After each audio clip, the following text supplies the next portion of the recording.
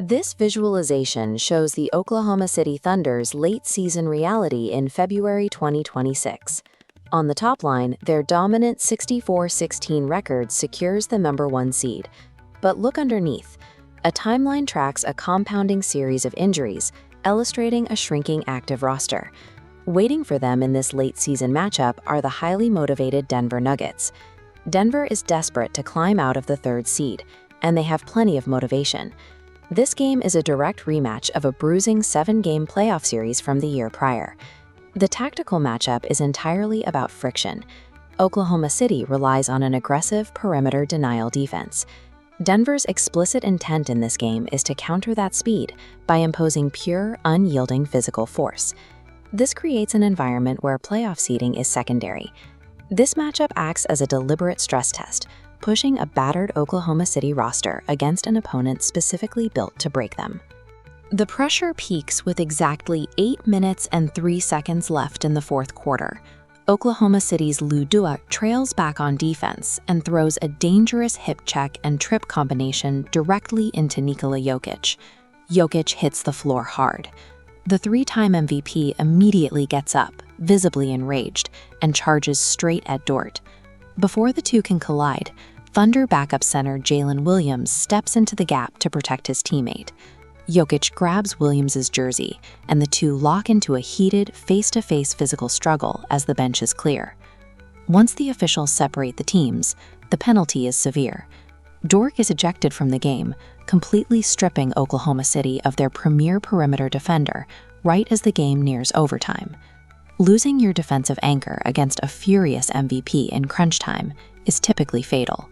By standard basketball logic, a sudden loss like this should cause a depleted team's defensive system to collapse entirely. To understand a ruling, look at this logic tree mapping the rigid mechanics of the NBA rulebook for flagrant 2 fouls.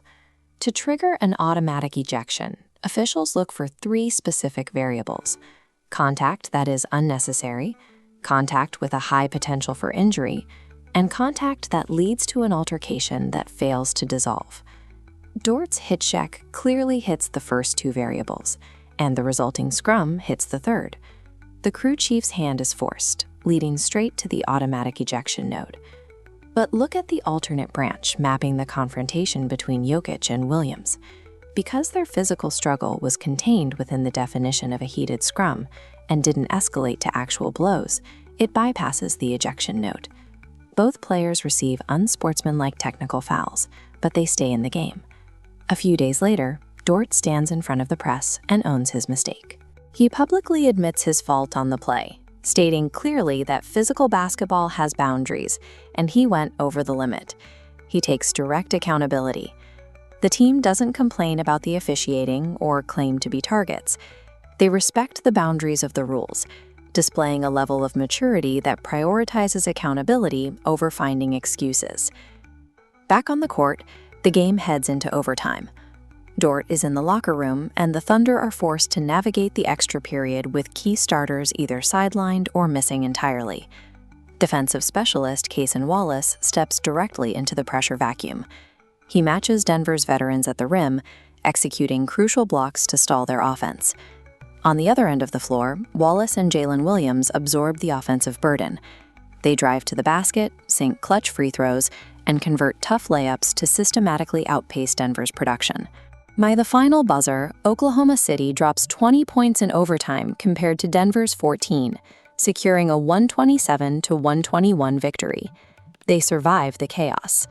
But they don't do it by handing the ball to one player and hoping for the best.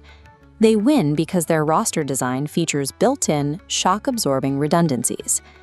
The specific psychology required to be a shock absorber for this team is perfectly illustrated by Jalen Williams. Williams operates with a specific ethos of pain. He plays through physical injuries by drawing direct perspective from his father, who deals with chronic daily pain.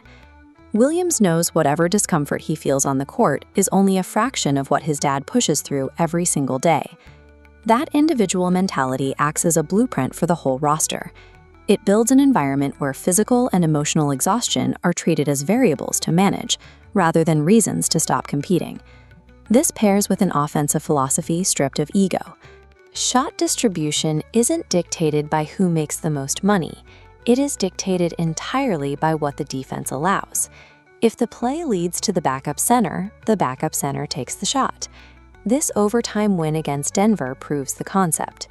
In a modern league where rivalries boil over and rigid rules force sudden roster attrition, survival belongs to the team with the most resilient, unselfish culture.